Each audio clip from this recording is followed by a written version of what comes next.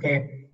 Em, Ini nanti tambahan aja, mungkin di akhir saya juga mau share ini ya, beberapa kemarin itu ada conference di Jerman sini, conference tentang startup night. Jadi semua startup di Jerman itu pada kumpul semua. Nah, eh, ada beberapa perusahaan, banyak nih ya, kalau dilihat di screen saya ini ada banyak sekali, ide-idenya juga macam-macam, barangkali bisa diterapkan di Indonesia. Ya, saya positif thinking aja, di Indonesia mungkin budayanya kan beda ya, budaya Jerman sama budaya di Indonesia ini. Tapi barangkali ada yang kemiripan dan bisa diimplementasikan. Nanti bisa tak share nanti linknya. Jadi kalian bisa lihat. Langsung aja ke presentasi ya. Bisa lihat semua slide-nya? Bisa. Oke. Jadi ide saya tuh sebenarnya simple. Jadi saya tuh pengen bikin sebuah aplikasi reader ebook. Tujuannya apa? Tujuannya itu untuk memotivasi rakyat Indonesia ini supaya mau membaca buku. Nah, saya ini observasi di Indonesia ini minat bacanya itu kurang.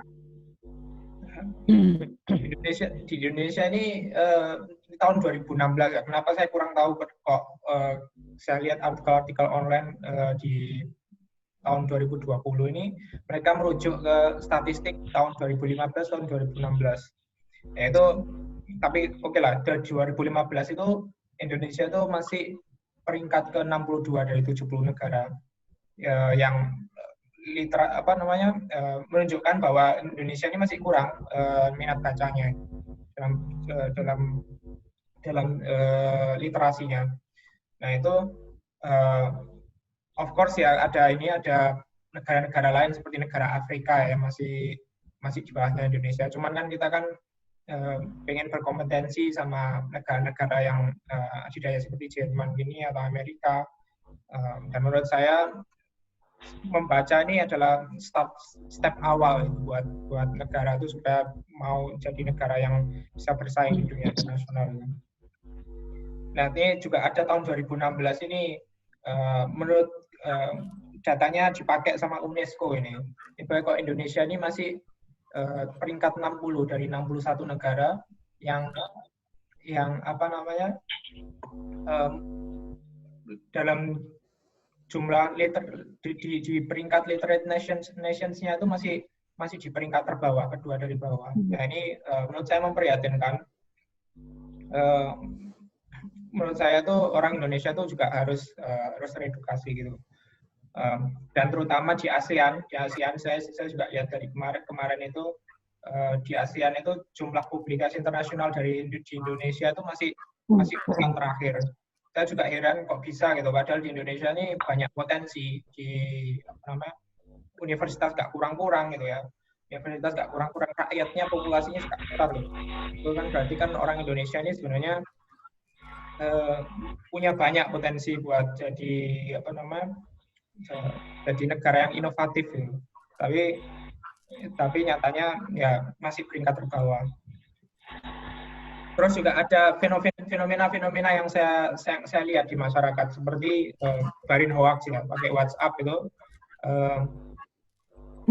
Rakyat Indonesia tuh suka gitu lihat cuma lihat titelnya aja langsung disebar ya. Langsung disebar beritanya tanpa cross check ke beritanya dulu. Nah ini ya termasuk ini ibu saya sendiri kadang-kadang juga gitu, lihat WhatsApp gitu kan, dapat berita gitu langsung disebar tanpa baca. Nah ini menurut saya memprihatinkan sekali. Jadi harus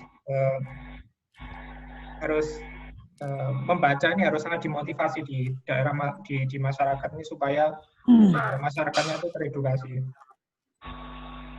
Ini yang speakernya masih nyala bisa di mute nggak? Jadi nggak ini. Ya, thank you. ini problem statement ya yang apa namanya, masalah yang pengen di-tackle dari aplikasi ini. Pertama itu harga buku yang mahal. Ini problem statement-nya, ini problem kenapa sih orang Indonesia tuh kok malas membaca buku. Ini yang saya analisa ini dari sini. Pertama, harga buku yang mahal. Harga buku yang mahal ini mungkin kalau buat kita masyarakat Indonesia, masyarakat Surabaya ya, atau yang kuliah di ITS mungkin nggak pernah punya masalah sama beli buku ini. Cuma kalau kita lihat dari orang-orang yang kurang mampu di daerah desa mungkin, itu buku ini nggak bisa kebeli sama mereka ini, harganya terlalu mahal. Gitu. Nah, apalagi saya beberapa minggu yang lalu tuh dengar sampai karena work from home ya, ini lagi musim work from home, ada beberapa siswa itu ini sampai mau ngerjakan PR kan harus submit di aplikasinya, apa namanya, harus kirim email ke gurunya. Itu sampai dia nggak bisa ngirim tugasnya dia, nggak bisa ngirim rumahnya dia, gara-gara dia nggak punya internet, nggak bisa beli pulsa. Nah, kan berarti kan memprihatinkan sekali gitu.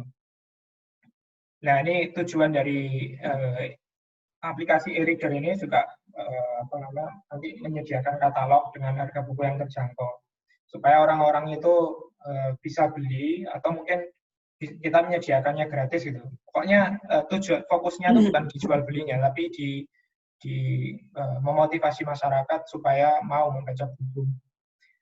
Kedua itu lingkungannya kurang mendukung.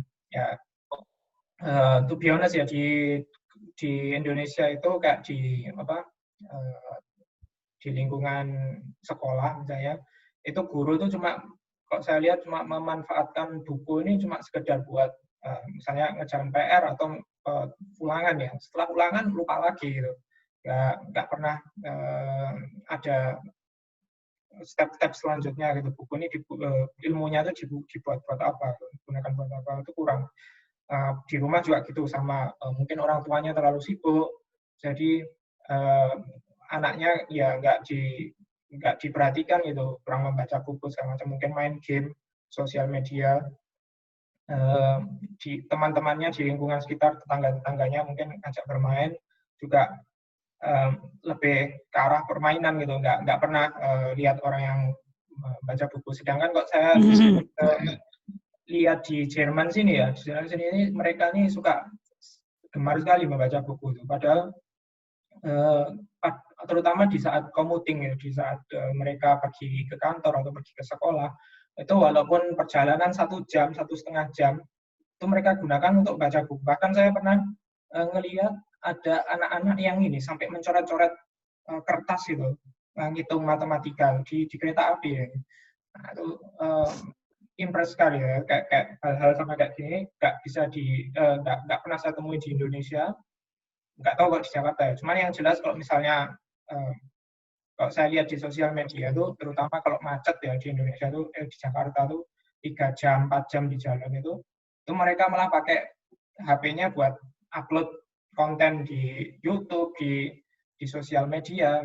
Padahal kok 3 jam itu, bayangkan aja setiap hari 3 jam atau 6 jam pulang pergi malah dari kantor ke rumah. Itu berapa investasi waktu yang digunakan untuk membaca buku dan dapat ilmu ini tadi. Terus problem ketiga ini gadget. Gadget ini ada ininya, ada plus minusnya. Memang ada plusnya, cuman kita harus menimbang dari sisi minusnya juga. Saya ngelihat gadget ini tergantung orangnya sih, cuman kebanyakan gadget ini digunakan lebih cenderung ke arah yang buruk.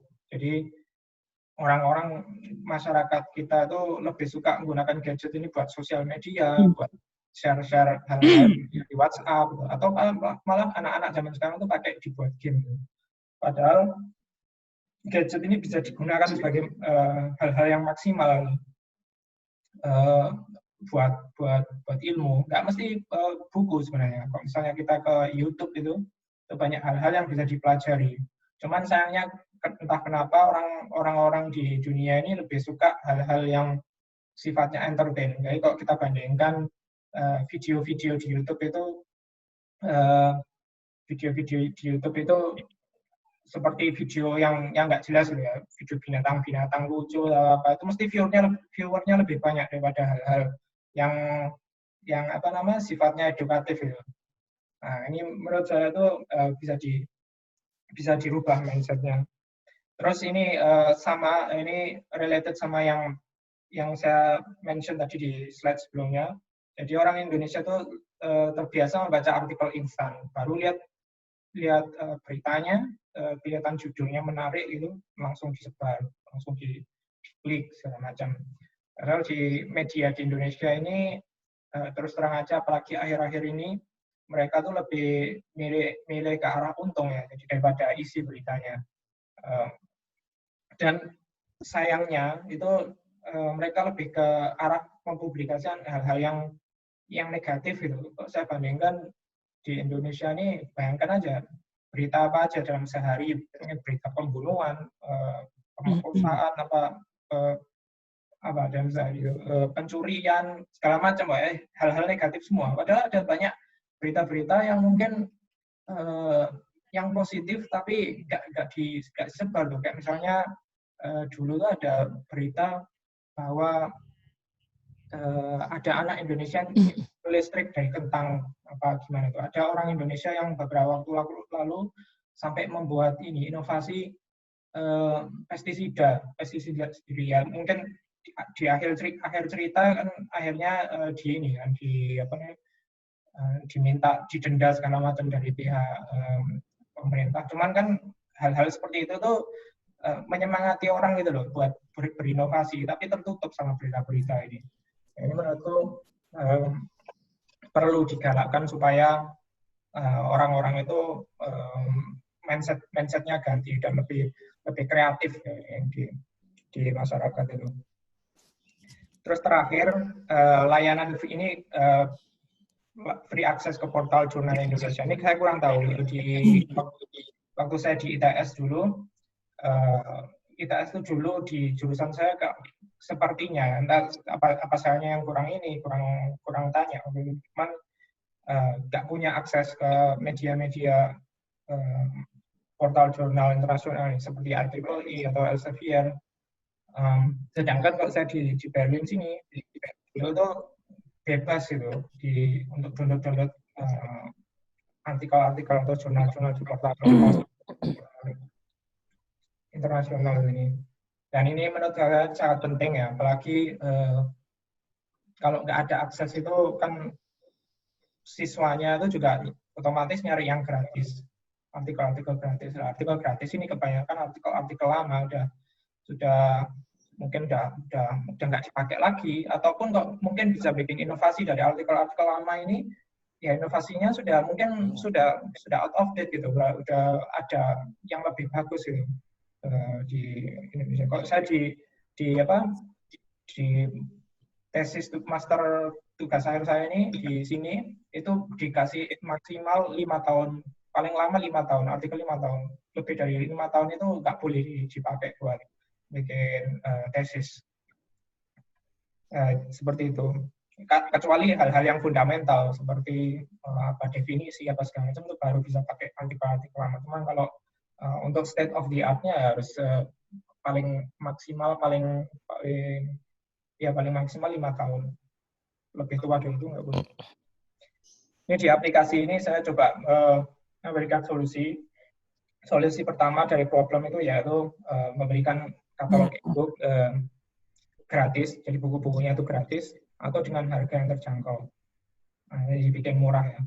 Terus kedua, menyediakan sistem reader yang nyaman. Jadi sebisa mungkin orang yang membaca buku itu nyaman, kerasan gitu sama membaca buku, seperti Amazon Kindle.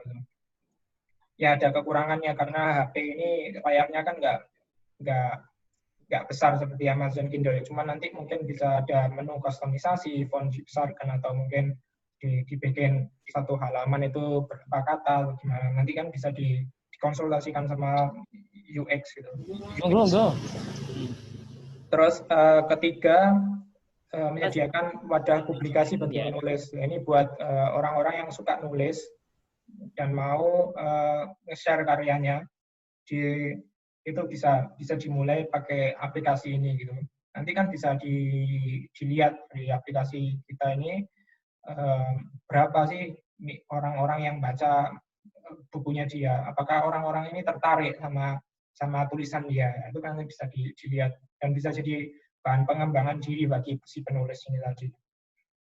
Keempat, ini menerapkan konsep working by reading. Nah, ini yang ide utamanya sebenarnya. Ide utamanya di sini. Jadi idenya itu orang membaca itu dibayar. Kita bayar orang membaca. Nah, keuntungannya kita dari mana? Dari iklan nanti. Konsepnya itu sama seperti YouTube sebenarnya. YouTube kan ada orang ada user yang bisa nge-post iklan gitu di konten-kontennya dia. Nah, ini sama seperti itu, cuman bedanya yang memberikan iklan tuh ya dari pihak kita sendiri gitu. Kita ngambil untung marginnya dari iklan-iklan yang kita pasang berdasarkan orang yang baca itu tadi. Skop bacaannya juga variatif, bisa e-book, bisa media online, EPUB, pokoknya ini reader. Masyarakat tuh bebas milih, yang penting mereka mau membaca. Terus yang nomor 6 itu juga ini tadi, kok bisa menyediakan akses jurnal internasional. Ini mungkin agak susah legalnya karena saya lihat di Elsevier kemarin itu mereka nggak mau artikel-artikelnya itu di-publish di aplikasi lain kecuali di Elsevier-nya sendiri. Jadi mungkin tapi bisa di trik lah, entah kita bisa berikan kupon bagi orang-orang bagi member atau gimana, ntar bisa dicari solusi alternatifnya. Ini servisnya.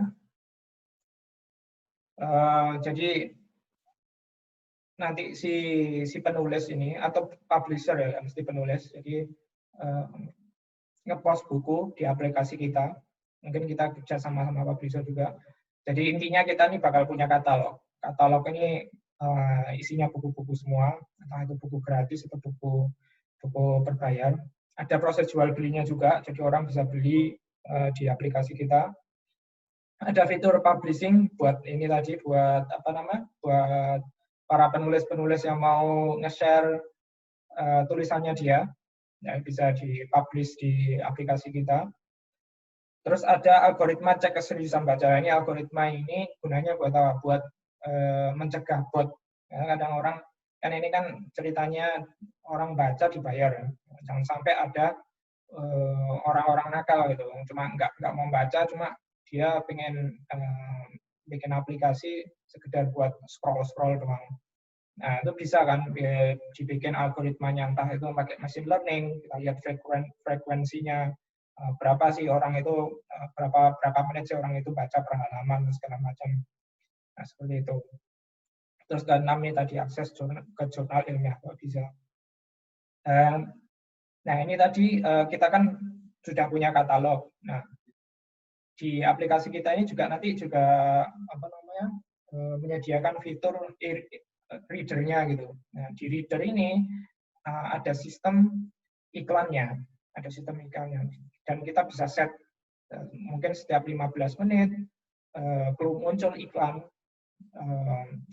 dan kita set cost per kliknya, CPC ini bisa variatif juga. Nah, di sini iklan ini kita paksa reader itu untuk melihat iklan. Jadi konsepnya seperti YouTube gitu. YouTube itu kan videonya banyak iklan ya, apalagi kalau kita nggak subscribe ke YouTube-nya. Tapi orang-orang fine aja itu nggak subscribe, nggak apa-apa. Mereka rela untuk melihat iklan karena mereka nyaman gitu sama kontennya, sama iklan yang dipasang gitu. Nah, ini konsepnya sama. Kita bikin gimana caranya si reader ini, si pembaca ini, kita paksa ngelihat iklan, tapi mereka tetap nyaman gitu, pakai aplikasi kita. Mereka nyaman membaca. Konsepnya seperti itu. Dan ini ada timer ya, bisa di 15 menit, 10 menit, itu tergantung sama waktu-waktu yang kita invest. Di mungkin waktu pagi orang-orang banyak baca buku, atau bisa disetting lah, semau kita. Ini agak cepat ya, ini udah mau 20 menit nih. Ini ada studi kasus,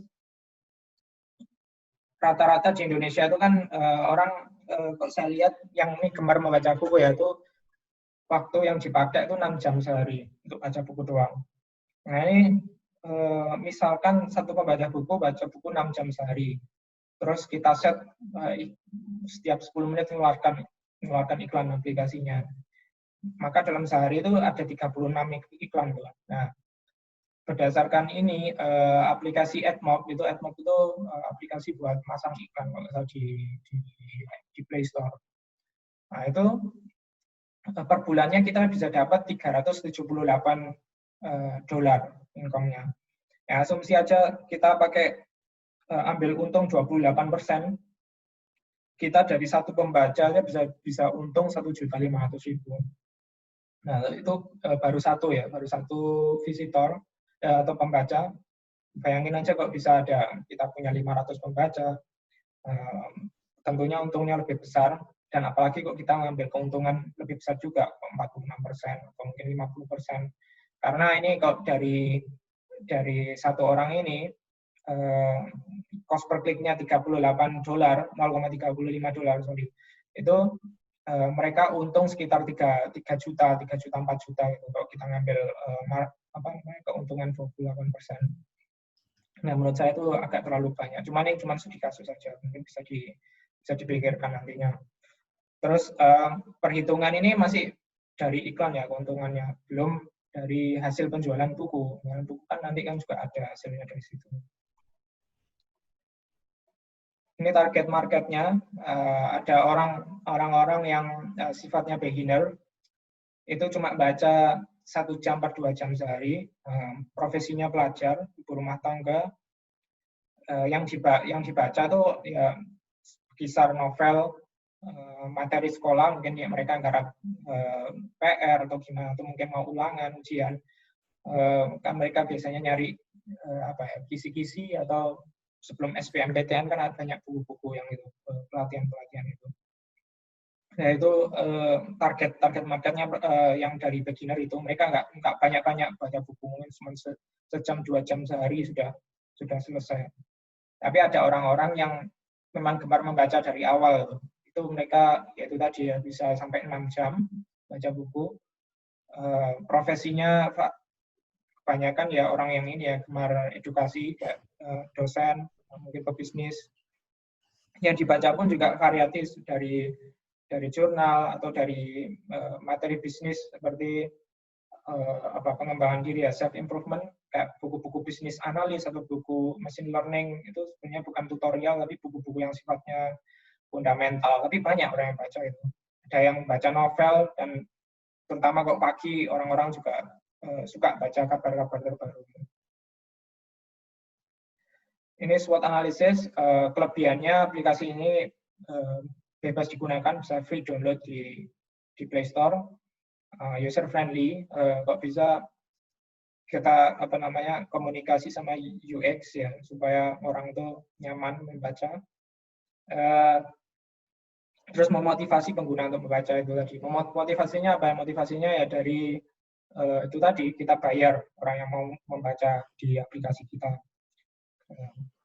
Terus opportunities ini saya mau memanfaatkan momen ini di rumah aja ini selama pandemi. Banyak orang nganggur, banyak orang yang mungkin ekonominya juga lagi seret, mungkin bisa memanfaatkan aplikasi ini, kan mereka bisa meluangkan waktunya tuh buat cari ilmu di internet, selagi mereka juga dapat penghasilan dari sini gitu. Mungkin itu. Terus weakness-nya layar HP ini kecil. Ya, ini bisa terus terang kita bisa komunikasikan sama UX, tidak seperti Kindle. Tapi HP sekarang screen-nya kan besar-besar. Itu mungkin lebih nyaman buat buat para user untuk baca buku. Threats-nya, kalau di Indonesia ini kompetitor tuh menjamur cepat. Jadi kita tahu sih waktu Gojek itu, apalagi kok idenya bagus ya. Waktu itu Gojek itu baru berapa bulan sudah banyak kompetitornya. Nah ini kok nggak kuat dari kitanya sendiri, ya kita tenggelam. Ya, memang harus siap sama kompetitor. Terus minat masyarakatnya unpredictable. Ini sepertinya kita bisa dapat untung dari yang kita tawarkan sepertinya hal-hal yang menarik ya, kayak membaca buku doang bisa dapat uang. Nah, cuman nyatanya baca buku ini gak gampang gitu. Mungkin banyak masyarakat yang akhirnya menyerah di tengah jalan dan akhirnya aplikasinya nggak gunakan lagi. Kita harus prediksi hal-hal seperti ini atau mungkin dicegah. Terus adanya penyalahgunaan ini tadi orang-orang yang nakal ya, mau pakai bot segala macam untuk membaca, dia nggak mau baca tapi cuma pengen dapat untungnya aja. Nah ini mungkin dari algoritma aplikasi ini nanti yang bisa dimaksimalkan. Ini ada grafik yang secara kasar yang saya bikin. Misalkan di bulan pertama kita punya user 50, setiap bulan udah bertambah 0,5%. Itu di tahun pertama ini asumsinya orang baca buku setiap hari 6 jam ya. Kita baca setiap hari 6 jam dan iklannya setiap 10 menit. Itu pendapatan kita tuh bisa sampai $338.000 di tahun pertama. Ini tapi contoh ekstrim ya, misalnya orang baca 6 jam sehari. Terus kalau kita ngambil margin 28% aja, itu untung kita masih banyak gitu, 94.000. Ya, ini of course masih belum ada ongkos keluar, mungkin ada ongkos marketing dan segala macam. Cuman masih banyak lah.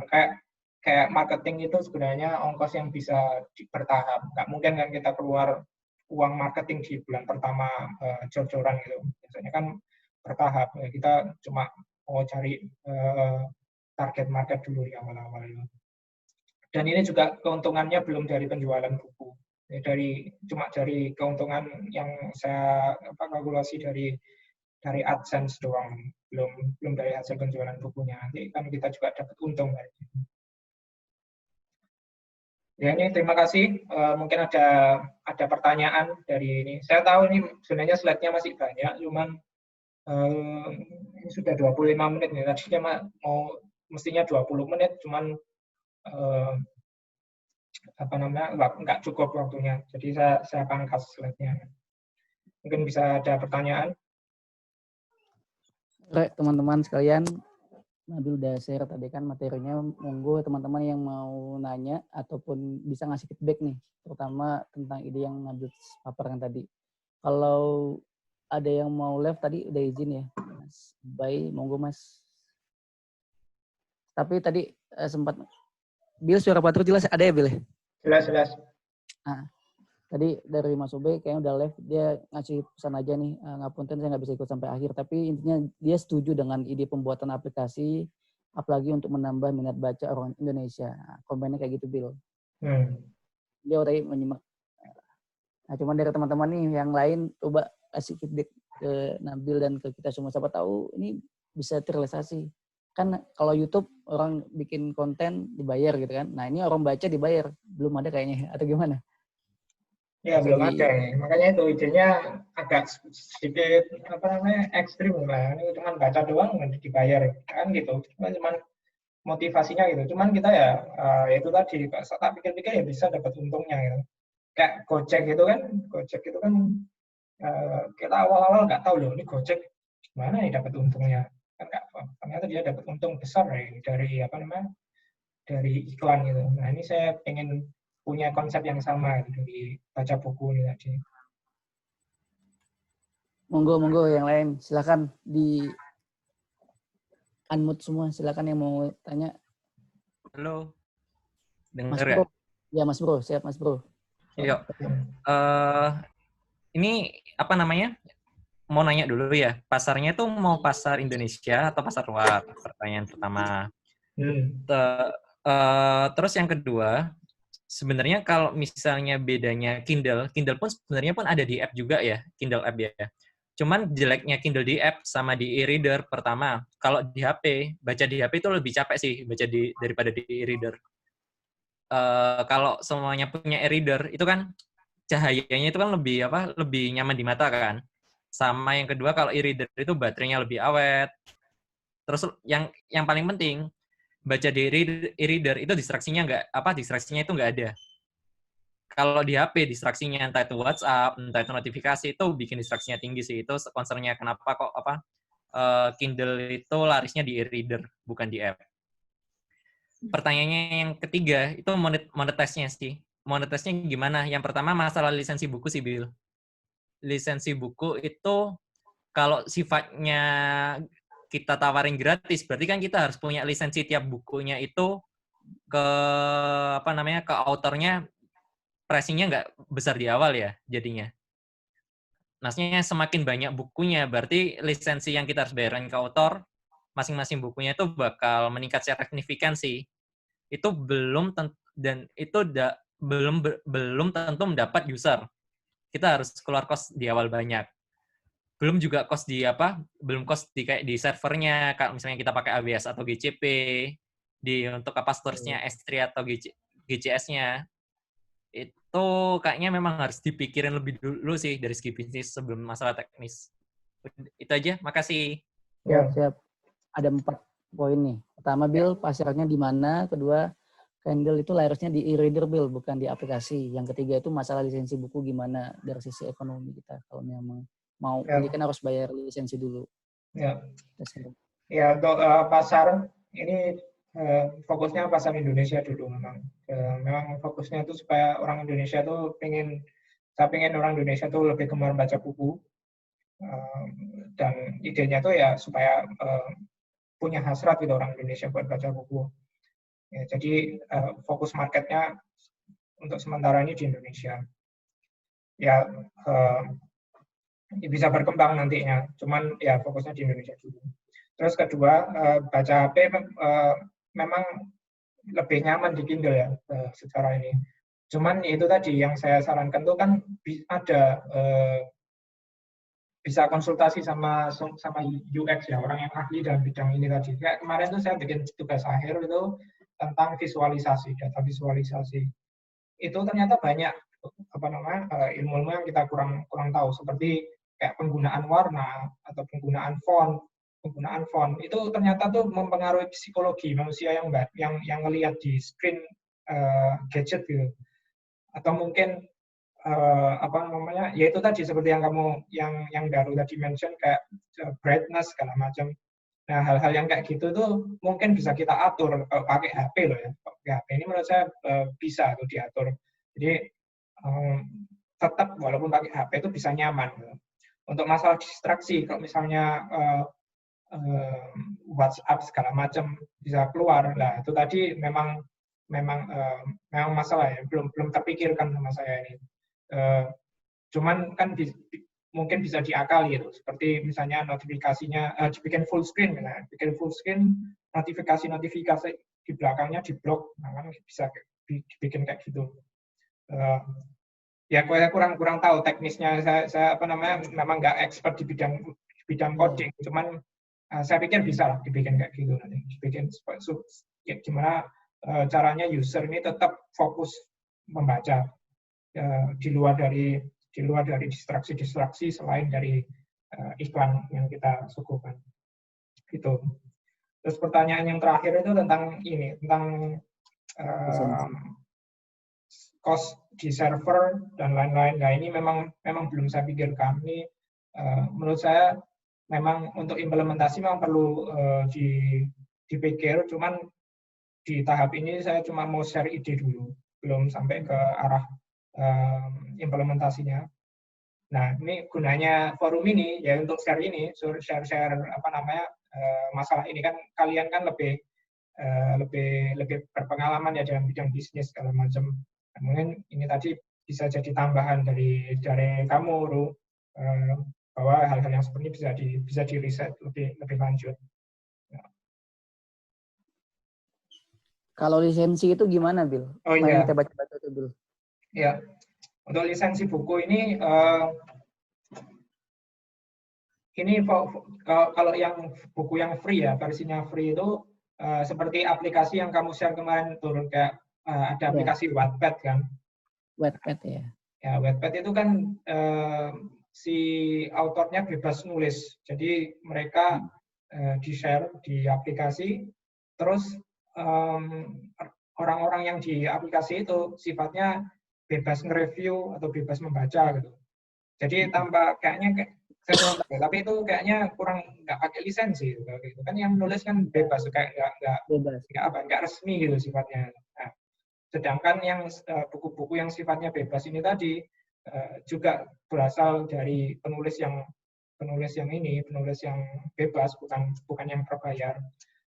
Kalau buku-buku yang membayar yang kita kerjasama sama publisher, ya itu mungkin perlu dipikirkan masalah lisensi buku ini, karena kita juga mau reselling kan sama orang-orang user di katalog kita. Nah itu aja sih. Nah, Ya. jadi harganya nggak kalau harga buku yang dari publisher itu kita nggak rubah jadi gratis. Harganya tetap, cuman kita ambil untung itu aja. Cuman kalau dari penulis-penulis yang sifatnya penulis liar ya, mau cuma pengen share karya tulisnya ini, banyak yang baca nggak sih? Nah itu tadi dibikin gratis. Menurut saya bisa dibikin kayak gitu. Nggak perlu lisensi. Gimana Cak Rute dari sisi bisnisnya Cak Rute? Worth it nggak nih?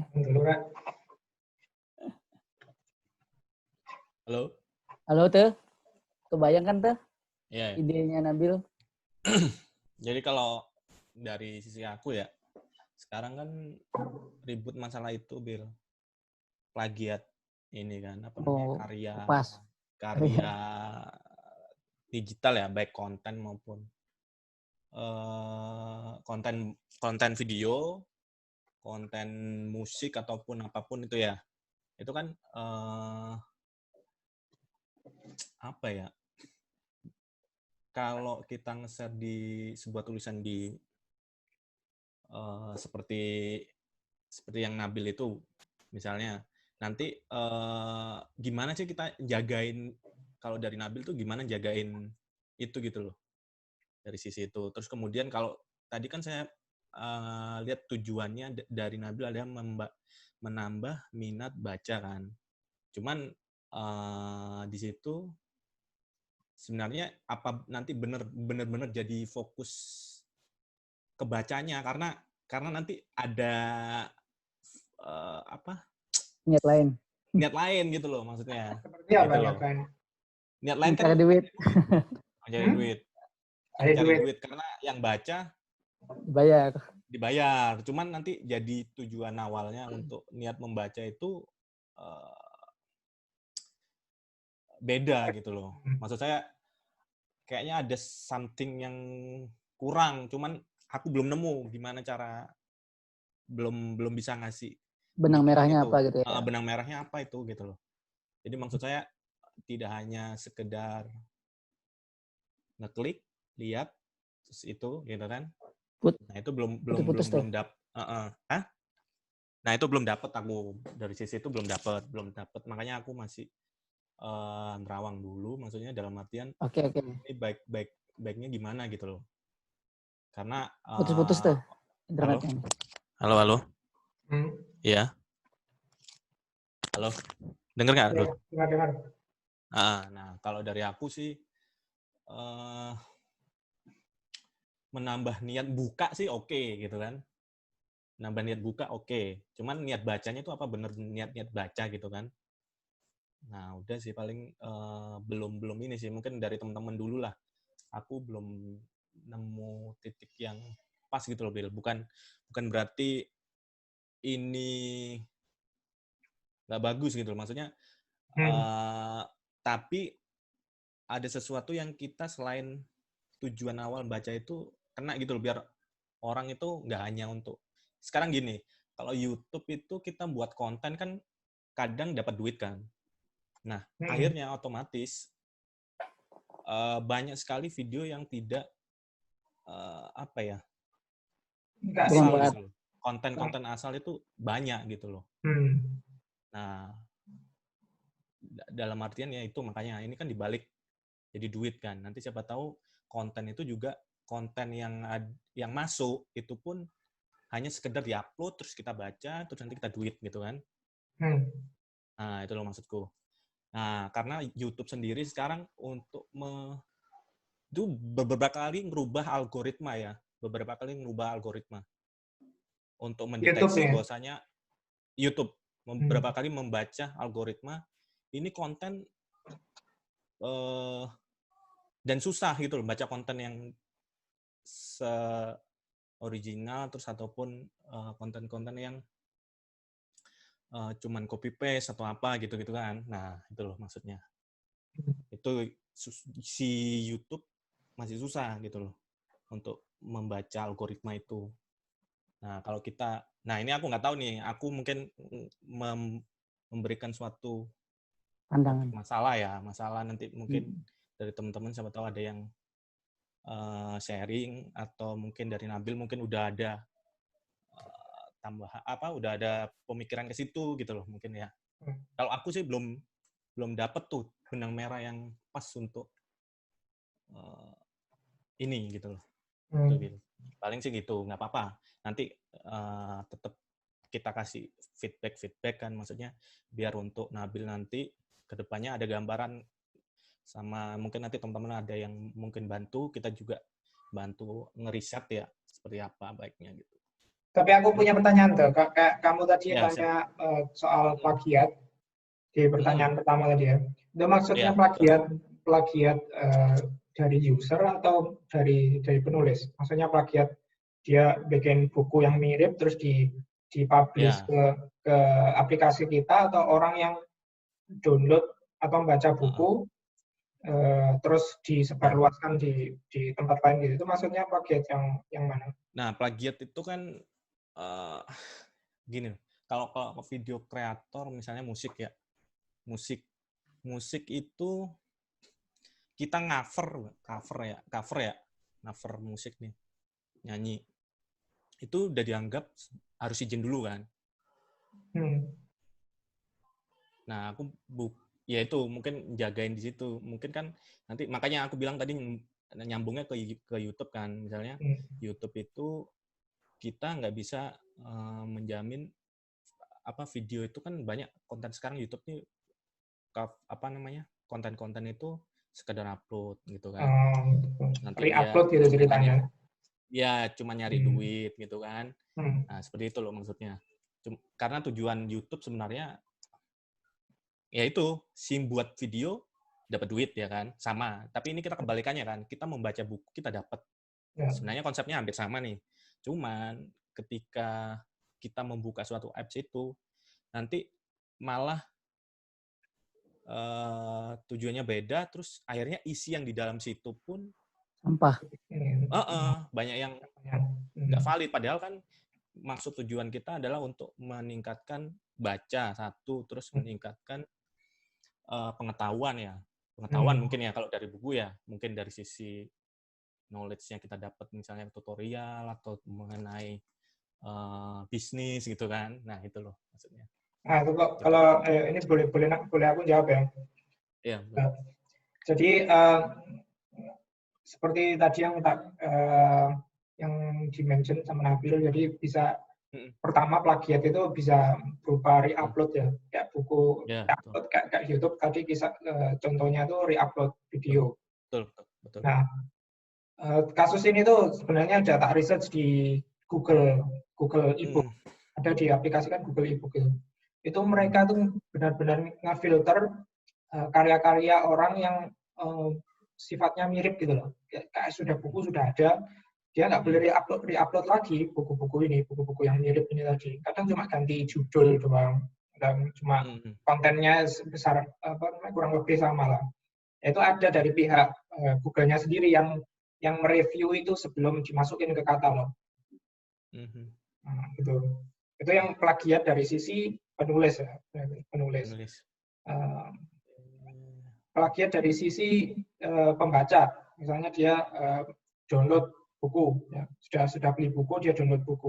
Apakah mereka bisa nyebarin? Nah, ini kalau aku belajar dari dulu waktu kerja di Audible, kan mereka kan jual beli audiobook. Itu dia tuh bikin algoritma supaya orang yang baca atau mendengarkan buku ini tadi streaming sifatnya streaming. Jadi orang lain nggak bisa mau memplagiat. Ada fitur downloadnya juga. Jadi si audiobook ini bisa di-download juga ke HP-nya, cuma terenkripsi gitu. Jadi orang ini nggak bisa buka file yang sudah di-download ini selain pakai aplikasinya dia. Nah, itu dari sisi reader. Nah, dari sisi kita sebagai orang yang penyedia service, kita juga harus smart juga. Kalau misalnya kelolosan nih, ada buku yang sifatnya re-upload atau gimana, ya mungkin kita bikin algoritma yang buku-buku seperti ini ya jangan dikasih iklan gitu, jangan dikasih jadi orang nggak bisa ngambil untung dari situ, kan bisa dibikin di setting seperti itu. Ya, itu. Terus tujuannya, setelah tujuan ini, kayak kamu yang ngomong tadi, jadi mungkin orang bisa nyari keuntungan dari sini ya. Memang bisa, tujuannya kan memang itu, supaya orang itu mau, kadang kalau dibikin sekedar dia paling ekstrim lah, dia nggak baca buku, dia cuma HP-nya cuma dibuka gitu doang, terus dia dapat untung selama 15 menit. Nah, itu tadi kan kita punya algoritma ini, nanti bakalan ngecek keseriusan bacanya tadi. Apakah dia ini benar-benar baca? Frekuensinya dia ganti halaman itu seperti apa? Dia benar-benar baca buku itu. Apa setiap 10 menit konstan dia tuh ganti halaman? Gimana? Atau dia selama 1 hari misalnya selesai 1 buku, itu kan nggak mungkin orang bisa seperti itu kan. Nah, ini tergantung dari algoritma kita, dan ini bisa dicek dari machine learning. Misalnya kita mau bikin algoritma machine learning, keseriusan ini menurut saya bisa bisa dicek ya. Jadi buat ngefilter orang-orang yang cuma mau cari keuntungan tadi dari membaca. Itu dah. Aduh. Kok menurutku ya, nggak tahu loh. Iya. Mungkin karena ya itu tadi Bill. Ini aja sih ya mungkin bisa seperti itu mungkin ya. Cuman kalau ya itu nanti sih teknis ya. Itu teknis ya sebenarnya sih. Nah, ya nggak apa-apa sih. Yang lain ada komentar? Ya, paham. Tawa Raffi. Mau tanya ya. Halo. Halo ya. Oh, siapa tadi? Kamal atau Raffi duluan tadi? Kayaknya. Siapa Raffi. dulu? Kamal dulu aja deh. Kamal. Oke. Ya. Tadi kan kita visinya itu membuat orang suka membaca ya. Ya, karena rata-rata di Indonesia minat bacanya rendah. Nah, menurut saya dari ide ini ada yang perlu ditambahkan. Tidak hanya sekedar mereka itu reading, dapat duit dari readingnya. Putus-putus, Mas. Tidak hanya sekedar reading terus dapat duit dari readingnya. Jelas suara saya? Ya, jelas. Ya. Nah, kita bisa tambahkan assessment dari orang yang membaca tersebut. Jadi misalnya kita bagi bahan-bahan materi bacaan itu kita bagi untuk beberapa topik. Dari beberapa topik itu user yang sudah terdaftar itu dia bisa milih, misalnya topik mengenai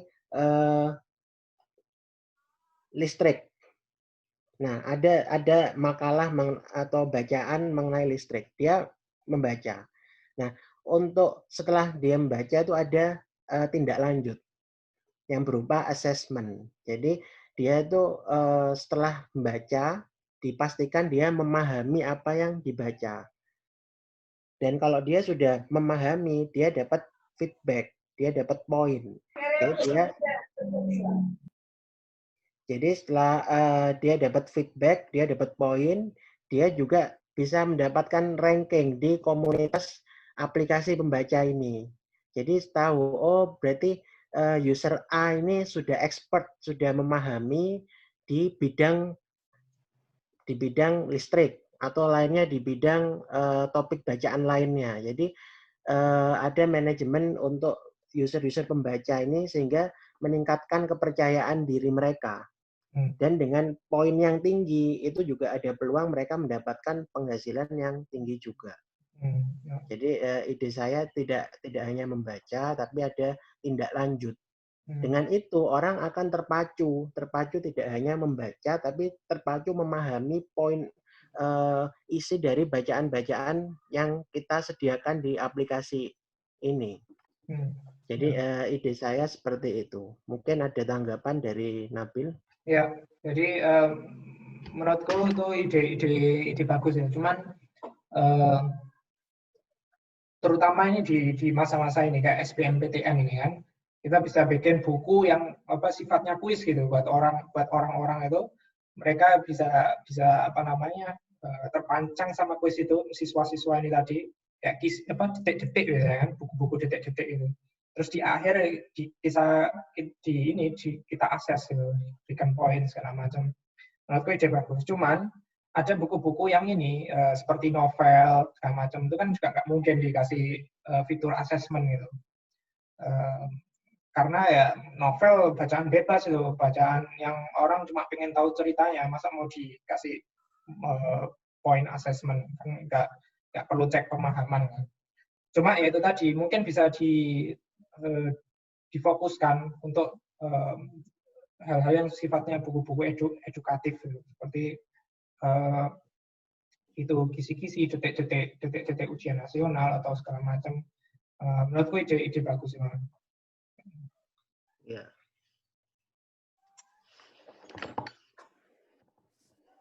Sudah, Mal? Oke, sudah. Ada tanggapan lagi? Kalau enggak, langsung ke Raffi tuh. Tadi Raffi mau tanya. Silakan, Pi. Halo. Halo. Ya. Kalau aku sendiri tadi lebih ke ide untuk meningkatkan minat baca ini kan, kenapa sih kita harus minat baca itu kan supaya orang jadi tambah pintar kayak gitu kan ya. Nah, kalau misalnya kita mulai dengan sesuatu yang ini kan soalnya maunya masuk ke pasar Indonesia gitu kan ya. Nah, yang ini aku sepengetahuanku aja ya, selama ini aku ngelihat browsing, gabung forum-forum itu, kalau misalnya untuk orang untuk endorse tentang masalah baca itu agak sedikit. Maksudnya effort kita akan besar gitu loh. Kita harus baca kayak itu. Cuman ada peluang di situasi itu aku ngelihat sekarang ini orang itu jadi mulai melek untuk mencari konten yang bagus kayak gitu. Jadi kayak misalnya kita ngelihat di podcastnya orang gitu kan, suka ada kata-kata kayak gini, kita bikin podcast ini untuk membuat orang ngerti dan segala macam, nggak kayak yang lainnya yang bikin podcast itu hanya untuk podcast atau video atau teks yang hanya untuk dapetin duit aja. Nah, paham ya maksudnya? Ya, paham. Sorry kalau misalnya omonganku agak susah dimengerti. Jadi maksudku kalau seandainya ini tuh diperluas aja. Jadi kita kan niatnya pengen bikin orang-orang di Indonesia itu jadi tambah pinter lah, intinya kayak gitu. Kalau seandainya kita itu ya kita buka aja medianya. Jadi kan sekarang ini ada 3 media ya kalau menurutku yang untuk menyampaikan informasi itu. Jadi kayak ada video, ada teks, sama ada suara ya, podcast kan. Nah, ketimbang kita bingung untuk masalah plagiarisme, kita andalkan banyak sekarang ini influencer kayak gitu. Jadi influencer yang emang dia itu mau bagiin. Jadi kayak misalnya ada orang yang pengen share tentang programming kayak gitu, orang yang pengen share tentang, bahkan ada waktu itu istriku tuh pernah ikutan kelas, sebuah kelas itu membahas tentang cara menyusui, harganya 300.000 cara menyusui itu. Dan itu apa namanya, kalau waktu itu emang kondisinya kan waktu itu istriku menyusui itu agak susah ya, tapi ketika ikut kelas itu dan tak lihat materinya kayak bener-bener serius gitu loh. Ada penelitian ini, terus ada caranya seperti apa nyusuin itu. Dan memang ada hasilnya kayak gitu. Cuman dia itu pada saat itu memberikan apa namanya informasinya itu dengan media ini video aja. Jadi dia bikin video diputus-putus, apa namanya ada berseri-seri gitu, dikasih PowerPoint kayak gitu, dia ngasih medianya. Cuman tutorial lah ya. Ya semacam tutorial kayak gitu. Tapi di sisi lain juga ada orang-orang yang pengen nge-share itu pakai tulisan. Jadi kayak ada orang itu, aku pernah ikut itu tutorial ini kayak toko online kayak gitu. Jadi dia ngasih tahu cara ngeriset produk itu seperti apa sih, terus cara apa namanya, cara masarin itu seperti apa sih kayak gitu. Nah kalau seandainya kita, dan itu apa namanya tampilannya itu ya biasa aja. Malah kalau menurutku orang-orang yang banyakan nge-share ini, mereka itu kayak gak terlalu peduli platform. Jadi mereka itu nge-share sesuatu di platform-platform yang udah ada, tapi yang sebenarnya maksudnya bukan buat itu. Kayak misalnya dia bikin channel di Telegram kayak gitu. Dia bikin apa namanya, channel-channel itu hanya bisa diakses sama orang-orang yang dapat link dia kayak gitu. Nanti habis itu diverifikasi kan sama dia. Kayak gitu. Jadi dia nge-share, dan aku ngelihatnya di Telegram tuh ya enak-enak aja. Jadi aku dapat informasi yang apa namanya bermanfaat, tapi nggak kayak misalnya Kindle atau apa, nggak, tapi dia langsung, pokoknya kayak apa ya? Ya itu tadi kan berarti kan instan kan, terbiasa baca, lebih senang ngelihat ilmu yang sifatnya instan, berita yang sifatnya instan, informasi instan. Iya, itu kategori aja sih, Bill. Kalau seandainya apa namanya kita mau bikin apa disasar ke orang-orang yang memang mau bikin sesuatu yang lebih teoritis, misalnya ke kalangan akademisi, itu kalau menurutku bisa juga sih. Jadi kayak tampilan ini loh, aku senang itu ngelihat tampilan Medium itu. Medium platform blogging.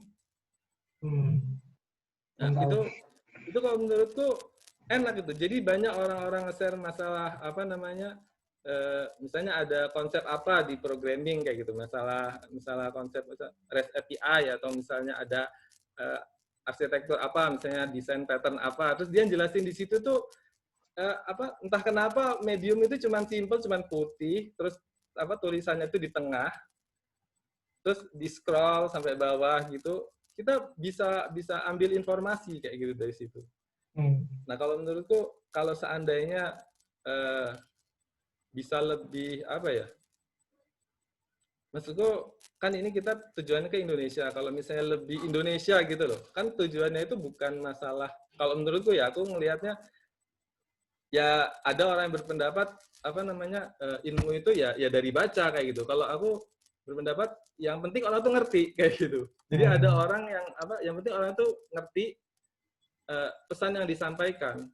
Jadi ada orang yang seneng apa namanya sesuatu yang deep kayak gitu, harus apa, sesuatu yang fundamental, harus seperti buku fisika kayak gitu. Ada juga orang yang kayak mau aku mau sarinya aja deh, aku bisa ngerjain apa, aku bisa buat apa dengan ilmu itu kayak gitu. Nah itu kalau menurutku medianya itu nggak harus baca, jadi bisa semuanya kayak gitu. Dan kalau menurutku itu ngecasnya juga bisa banyak kayak gitu loh. Mau iklan, habis itu bisa membership, bisa orangnya juga kita cas, si kreatornya maksudnya. Jadi platformnya itu jadi kayak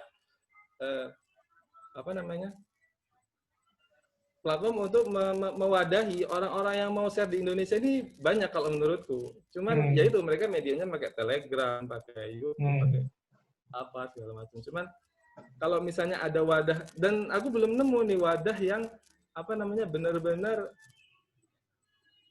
mewadahi konten kreator yang bener, yang yang nggak cuma cari duit gitu loh. Emang dia tuh punya ilmu, dia mau nge-share kayak gitu. Itu kan bisa jadi trending juga.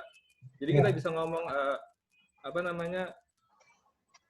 nggak usah ke YouTube deh, ke tempatku aja. Ke tempatku kreatornya udah verified lah kayak gitu. Nggak usah ke platform podcast ini deh, ya ke tempatku udah banyak, udah verified, yang ini udah bagus-bagus kayak gitu. Atau kalau misalnya mau buku atau misalnya suka belajar pakai teks, ini aku ada penulis-penulis yang emang dia verified kayak gitu. Dan kalau menurutku itu belum ada sih. Ada satu waktu itu yang mirip kayak idemu itu, namanya mentorgue.id kalau nggak salah. Jadi dia itu mentorgue.id ya? Ya, mentorgue.id itu dia lebih ke buku-buku ini personal development. Jadi dia ngasih, tapi dia nge-charge-nya itu membership kalau nggak salah, bukan per buku. Jadi bukunya itu tuh bisa dibaca. Aku lupa bukunya itu buku original apa buku yang udah dia rangkum, aku lupa itu. Aku nggak jadi beli soalnya bayar. Nggak jadi lihat. Cuma lihat tuh bayar nggak jadi. Kayak gitu. Mentorgue.com ya? Aku boleh tak tanggapi ya? Oh iya. Jadi kalau menurutku perlu dikerucutkan lagi untuk target masyarakatnya. Jadi kalau Raffi bilang tadi kan sudah banyak ya orang mau nge-share ilmu, bisa pakai YouTube, bisa pakai segala macam kan gitu kan. Nggak mesti harus wadah dari aplikasi yang di ideku ini kan. Makanya orang kan bisa dapat informasi yang bagus itu nggak mesti bisa lewat WhatsApp, bisa dari Telegram kan gitu maksudmu, ya kan?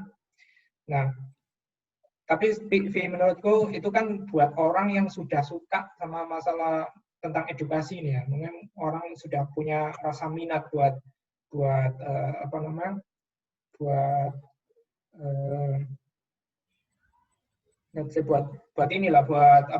mencari ilmu gitu. Tapi kan ada orang masyarakat yang masih belum teredukasi gitu. Makanya mereka memang nggak suka sama ilmu ini. Mereka cuma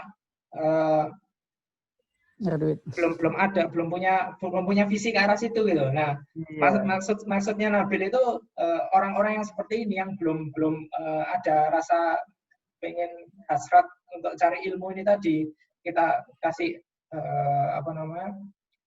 wadah dulu supaya mereka tuh mau at least mau membaca gitu. Jadi idenya Nabil ini bukan cuma mewadahi orang-orang yang mau belajar ya, bukan mewadahi orang yang mau belajar, cuman mendorong masyarakat tuh mau baca gitu. Baca bisa macam-macam, dari novel asalkan mau baca kan ya. Masalahnya orang Indonesia ini kok yang saya lihat itu kebiasaan bacanya itu yang nggak ada, paham ya? Jadi bukan karena dia tuh minim ilmu ya, minim ilmunya karena apa? Itu kan efeknya dari kurang baca ini tadi. Kan kalau dia mau baca novel, kebiasaan baca novel misalnya, atau mungkin baca yang lain, sifatnya cuma media massa gitu. Dengan dari baca ini tadi, kebiasaan bacanya mungkin dia bisa mau baca yang lain yang sifatnya edukatif gitu kan, bisa menarik hal-hal yang seperti itu tadi. Nah, maksudnya Nabil itu yang dirangkul ini orang-orang yang belum suka membaca, dan supaya dia lebih suka baca lagi, supaya dia mau mulai untuk membaca. Dan orang-orang yang seperti kamu mention tadi, orang-orang yang sudah terbiasa suka sama sifatnya hal-hal yang sifatnya edukatif, itu kita kasih wadah untuk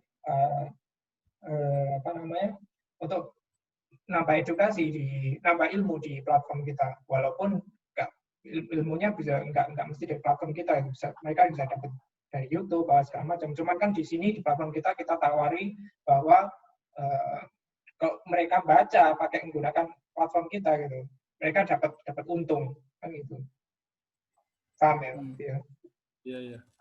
Kalau kayak gitu tuh bisa kayak gini mungkin, Bill. Jadi ini aku ngelihat ada orang, aku ngelihatnya ada 2 contoh sama ini. Ada 3. Jadi ada pebisnis, pernah dengar Dewa Eka Prayoga nggak? Dewa Eka Prayoga. Dengar dia. Nah, itu pebisnis. Jadi dia itu punya fanbase. Jadi itu punya komunitas. Nah, itu setiap dia ngeluarin buku itu selalu ya dia ngomongnya sih ini selalu nggak ada data realnya yang bisa dipertanggungjawab, cuman aku ngelihat fanbase-nya dia tuh bener-bener loyal. Jadi setiap si Dewa Prayoga ini ngeluarin buku itu banyak gitu loh, yang beli itu banyak dari komennya segala macam. Nah, dia itu juga aktif nge-share sesuatu ya lewat YouTube, Telegram, dia bikin channel. Terus ada lagi dulu itu yang aku tahu ada bukan pengembang sih, orang Indonesia lah, namanya Hafid siapa gitu. Itu dia jual buku apa? Hafid Rizkyanto mungkin. Oh, bukan, Hafid Muklasin kalau nggak salah. Nah, itu dia jualan buku tentang Yi Framework waktu itu. Oh iya. Nah, Yi Framework waktu itu dia dia itu sampai mau beli itu tuh sampai kehabisan karena dia self publishing kan, dia cetak sendiri kayak gitu. Nah, terus ada lagi yang baru-baru ini sih, pernah dengar kayak Mardigu nggak? Mardigu Wowi. Ya, Mardigu Wowi. Nah, itu kan dia kan jualan buku juga kan. Itu bukunya juga sampai entar dulu belum bisa, entar dulu sampai susah memenuhi permintaan para pembacanya kayak gitu. Nah, aku ngelihatnya kalau misalnya kita mau masuk ini, mungkin untuk produk e-reader ini bukan jadi produk sekarang, kalau menurutku ya. Kalau mau tuh produk yang nanti ketika orang itu udah udah pakai kayak gitu, baru kita masukin e-reader kayak gitu sih. Kalau misalnya mau lebih ke bisnis katalognya dulu ya, jual belinya dulu. Ya, aku lebih ke situnya dulu. Jadi kayak orang-orang ini bisa kita sediain platform juga buat jualan dia buku kayak gitu. Soalnya emang mereka tuh bikin buku. Dan banyak kalau menurutku. Tapi harus ini, berarti harus kita harus menyiapkan katalog yang ini fasilitas yang unik. Kalau cuma sekedar katalog kan banyak aplikasi jual beli online gitu, nggak mesti pakai aplikasi ini. Jadi kita harus mikir sesuatu yang beda gitu, dari mereka kan gitu kan. Yes. Cuman aku ngelihatnya sekarang orang Indonesia lagi nggak peduli sama itu. Dia lebih peduli. Yang dia pedulikan itu kayak gue mau baca nih tulisannya si Bosman, gue mau baca tulisannya Dewa Eka Prayoga ini, mau baca kayak gitu loh. Dia mau bukunya, mau elektronik, mau enggak, dia nggak terlalu peduli. Kalau aku ngelihatnya ya, nggak terlalu peduli. Mereka tuh mau, ini orang bisa dilihat nih, aku mau tahu isi pikirannya nih, aku beli bukunya. Sampai ya aku ngelihat sih kalau misalnya si Mardigu ngepost itu kok sampai harganya juta-jutaan gitu, tetap habis aja gitu sih. Tapi fanatik ya, ya? Semacam baik follower fanatik. Jadi pada saat nanti mau masuk ini bisa langsung nembak orang-orang ini. Dan aku tadi malam juga ngelihat ya ini sih agak melenceng lah. Aku ngelihat si live streamingnya si Mardigu itu, dia lagi lagi membuka gitu. Jadi kalau misalnya ada orang yang punya ide yang misalnya kayak gini kayak gitu. Dan tapi dia syaratnya harus udah jadi dulu produknya, harus udah jadi dulu bisnis modelnya, nanti kita bisa pakai jaringannya dia lah untuk endorse ini kayak gitu. Banyak juga sih kalau misalnya ngelihat apa yang udah dia lakukan gitu, kayak bikin Santara, terus apalah Dinaran kayak gitu, aplikasi-aplikasi yang apa namanya minta endorse ke dia kayak gitu. Ya ini beda topik. Itu jalan kalau misalnya mau masuk aja. Aku ngelihatnya kayak gitu. Saranku sih, dan itu kalau menurutku lebih apa ya, lebih Validasi ya. kan itu bisa masih dalam bentuk web based gitu juga masih bisa. Nggak Kalau mesti misalnya aplikasi ya menurutmu ya. kayak aku nggak tahu caranya bikin e-reader itu kayak gitu, nggak tahu caranya. Banyak Belum Pandi. tahu. Banyak Iya. Pandi.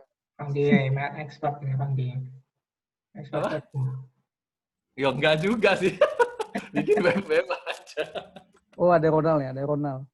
Mas Ya, Bro. nah. Daru. Baru Ronald terbaik.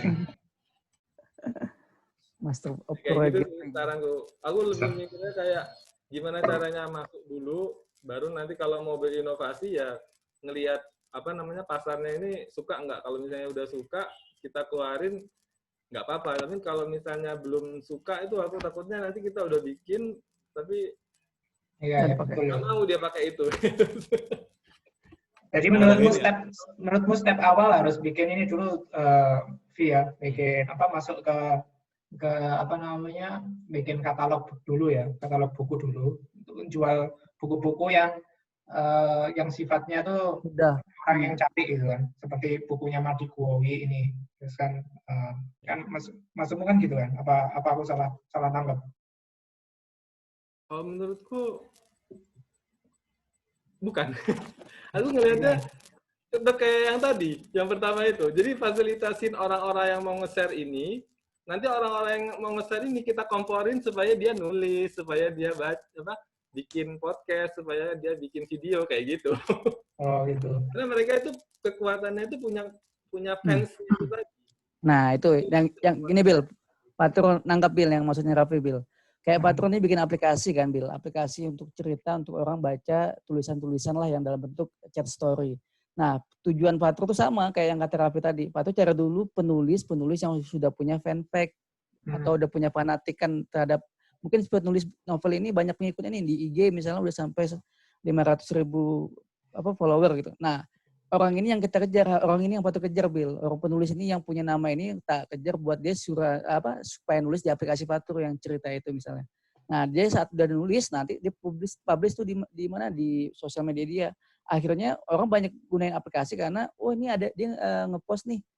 Aku udah bikin tulisan di cerita nih, pakai dong biar baca tulisan-tulisan yang terbaru. Nah, jadi orang tuh semuanya ikut semua pakai aplikasi itu. Maksudnya Raffi gitu ya, Pi ya? Apa? Ya, maksudnya seperti itu. Ya, intinya sih intinya cari penulis-penulis yang udah punya masalah. Nah, itu posting, suruh dia nulis di aplikasi gitu kan, Bill, Evi, atau upload bukunya. Tapi dia mau nggak, maksudnya disuruh ngepost? Nah, gratis, itu ya? Bill. Nah, kalau bayaran ya? Dia pasti nanti ada MOU-nya. Nanti gue undang banyak istilahnya tuh pembaca nih, ada beberapa user gue nanti akan gabung nih misalnya. Nah, berarti kan dia nanti ada MOU-nya, orang banyak gunain aplikasi kita, ya pasti nanti ada perjanjiannya Bill kayak gitu Bill. Nah, itu tadi masalahnya bisnis itu Bill. Kan kalau orang mau bisnis, kalau ada untung kan, maksudnya seberapa besar biaya kembalinya gitu. Kalau misalnya kita invest sekian. Nah, orang kita artinya kan ngebayarin juga kan, ngebayarin orang yang baca misalnya. Untung nggak atau buntung malah kita ngebayarin orang baca tapi pendapatan dari iklannya ternyata nggak sesuai ekspektasi. Ya, cari ide tambahan sih yang mungkin bisa masuk akal sih pendapatmu, mungkin bisa jadi tambahan. Ada yang mau tanggapin lagi? Coba yang lain. Ya. Yo, aku Nambahin coba. tuh. Ya, Oh iya, monggo. oh iya, nggak apa-apa. Nambahin dulu aja. Aku setelah itu aja. Oke, rute. Mas. Ya. Kalau dari aku sih menarik tuh si Raffi ya. Kenapa? Karena kan tujuan utama sebenarnya sih kalau kita itu kan dari pembaca kan Bill ya. Dia kita nyari benefitnya kan. Bener. Jadi kita nyari suatu atau apa ya, seorang yang berkarya tuh sudah ada followernya. Jadi nggak harus misalnya berarti kita validasi, maksudnya dari sistem ini divalidasi di awal itu oleh kita. Jadi maksudnya dalam artian kita itu bisa nabil, bisa apa ya nanti ya. Nah itu yang memiliki setidaknya follower. Kenapa? Karena nanti dari sisi itu, misalnya nih kayak tadi si siapa Mardigu ya. Nah itu otomatis nanti pengikut itu akan selalu baca gitu loh, baca kontennya. Kemudian nanti dari hasil itu akan kebagi. Misalnya sebagian dikasih si penulis, sebagian lagi dikasih oleh ke pembaca gitu kan, mungkin seperti itu. Nanti dari kita mungkin dari sisi apa, dari sisi setidaknya sih awalnya pasti gratis. Nah itu bisa pakai teknologinya nanti SaaS. Jadi misalnya SaaS itu kita bukakan akun, nanti akun itu didapat dengan syarat tertentu gitu loh. Maksudnya di situ nanti pasti konten-konten yang masuk itu menjawab pertanyaan tadi pertanyaan yang aku tanyakan ya, benang merah tadi kan. Nah ini menarik karena akhirnya konten-konten yang masuk pun nanti akan tervalidasi secara otomatis gitu. Seperti itu. Cuman aku nggak tahu nih, sekarang tinggal disurvei apakah di Indonesia itu udah ada tuh aplikasi seperti ini gitu. Maksudnya itu belum aku dapat. Itu jadi mengerucutnya ke situ nanti. Nah, aku yang belum nangkep itu cara kita dapat untungnya itu tadi. Maksudnya dapat untungnya itu bisa mungkin nanti dari iklan tadi, mungkin aku belum ini sih juga belum apa namanya. Nah, itu nanti tapi untuk mencari pasar itu mencari orang yang mau baca itu sebenarnya di Indonesia itu agak sulit ya, kecuali emang udah ada ya tadi kata Raffi udah tahu nih, udah terpercaya nih orangnya gitu kan, udah pengikut fansnya banyak gitu, mungkin karya-karyanya banyak gitu kan, orang lama terus ataupun ya pokoknya fansnya lah udah banyak gitu, itu baru dapet tuh pembaca. Kalau video kreator itu pasti banyak. Kenapa? Karena orang Indonesia itu lebih suka visual sih kalau menurut saya. Visual sama yang terutama visual dia terutama paling suka gitu. Kalau baca memang sedikit, kecuali orang-orang tertentu memang kayak tadi mungkin Raffi suka baca buku A gitu kan, karena orangnya seperti ini gitu kan. Itu tujuannya tuh, aplikasinya tuh. Gimana caranya orang Indonesia senang, suka membaca. Nah, itu kan nanti dari aplikasi itu ya orang-orang yang baru, orang-orang yang ini kan bisa didapatkan juga dari si pembuat konten ini juga, jadi luas kan gitu. Oke, siap. Dari sisi itu nanti ya. Oke, tadi Bro Azam, silakan Bro Azam. Aku ada. Jadi sebenarnya kalau aku lihat dari idemu, Gil, itu menarik banget sih. Dan sangat sosiopreneur banget lah kalau aku bilang gitu ya. Aku mengamati mungkin dari sisi bisnis dan dari sisi customer maupun pencetak atau konten kreatornya lah semacam itu ya. Kalau dari teknologi mungkin teman-teman banyak yang lebih ahli lah di situ. Nah, ini sebenarnya kalau aku bilang nanti arahnya bisa berkembang ke arah sosiopreneur, karena kalau misalnya hanya sekedar teknopreneur dan itu banyak pemainnya sudah banyak banget. Tapi kalau nanti arahnya sosiopreneur yang niatnya kita tadi mengembangkan budaya baca dan seterusnya itu, dan kita kampanyekan ke sana, insya Allah akan menjadi pembeda lah, uniqueness. Contohnya apa? Misalnya coba kita bandingkan aplikasi besar, misalnya di Indonesia ada Tokopedia dan Bukalapak. Mirip kan sebenarnya? Mirip ya, Tokopedia dan Bukalapak. Tapi kenapa mereka menjadi berbeda? Karena Tokopedia dia menarik UKM atau menarik penjual-penjual ya secara umum, semua bisa ditarik. Tapi kalau Bukalapak dia memiliki kampanye tersendiri, yaitu apa? UKM, kemudian pedagang-pedagang kecil, sehingga kampanye ini yang nantinya masuk ke masyarakat yang memang ingin menyampaikan produknya untuk dijual secara bebas dan global. Jadi itu menjadi pembeda. Ini mungkin sekedar sharing pendapatku yang pertama. Terus kemudian yang kedua berkaitan sama dari sisi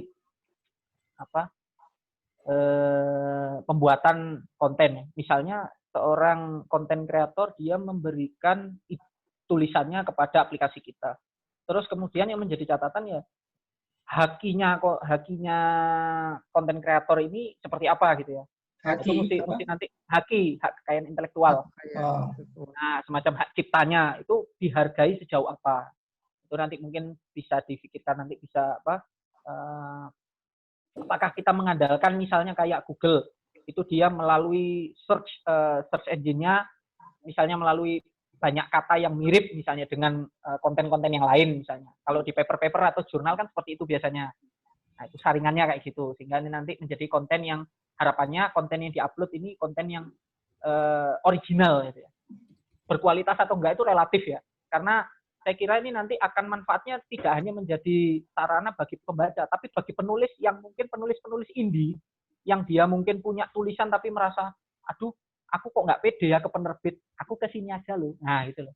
Ya, itu tadi maksudku tuh untuk penulis itu yaitu mau target penulis indie tadi. Nah, penulis-penulis indie itu masuk nantinya, itu bisa jadi mendapatkan sosiopreneur-nya itu tidak hanya dari masalah membaca, tapi juga menulis, meningkatkan budaya membaca dan menulis. Nah, ke arah sana.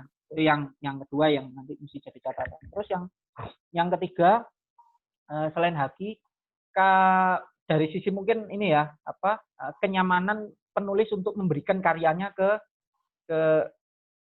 web-based ini atau ke aplikasi ini misalkan. Kalau teman-teman lihat bagaimana sih untuk mendapatkan keuntungan dari sisi penulis misalnya. Itu kalau aku sempat kebetulan Nyonya ini penulis dia penulis novel kebetulan dan dia pernah dia beberapa kali dia punya beberapa judul buku. Ada mungkin sekitar 8 atau 10 judul buku.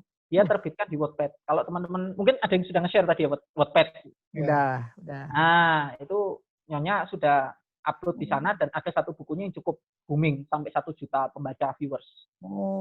Cukup bagus lah. Ada 1-2 buku yang dia cukup rata-rata dia puluhan ribu sampai 100.000. Itu di Wattpad itu bisa dapat uang penulisnya. Nah, permasalahannya kalau Wattpad itu dia hanya publish online aja. Hanya ke sana. Jadi dari sisi penulis ya mendapatkan legitimasi bahwa tulisanku dibaca banyak orang loh dan ini bisa menjadi sarana manfaat buat dia ke penerbit. Jadi batu loncatan buat dia ke penerbit. Berarti keuntungannya itu bukan di aplikasi ya, selanjutnya. Nah, selanjutnya. Jadi aku sharing dengan salah satu penerbit ya kebetulan dia sharing gini. Aku pernah share bukuku ini ke salah satu penerbit, bukunya Nyonya ini ke salah satu penerbit ya. Aku pernah share, kemudian dia kasih opini kan. Setelah dibaca dia kasih opini. Bukunya ini bagus tapi dia kasih catatan. Pertama, itu sudah berapa viewers yang dibaca oleh sudah berapa viewers yang didapat oleh buku ini atau judul ini? Ada legitimasinya nggak? Atau ada fanbase-nya nggak? Kalau tadi ada yang ngomong ya Dewa Eka Prayoga ada punya fanbase. Ada itunya nggak? Nah, itu menjadi batulannya. Ternyata penerbit buku sekarang itu mencari yang artinya judul bukunya ini sudah dikenal masyarakat duluan. Jadi bukan penulis yang baru, dia baru nulis, baru pure nulis di laptop jadi satu buku. Bilang Raffi sama Rute tadi, Pak.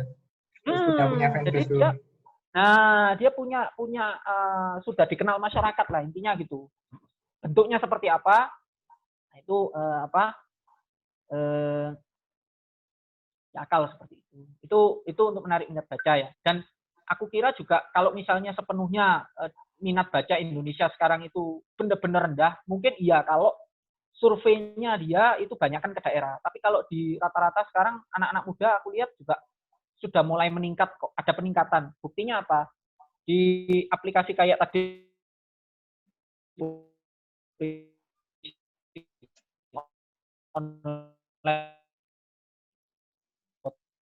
tes. Putus. Ya. Halo.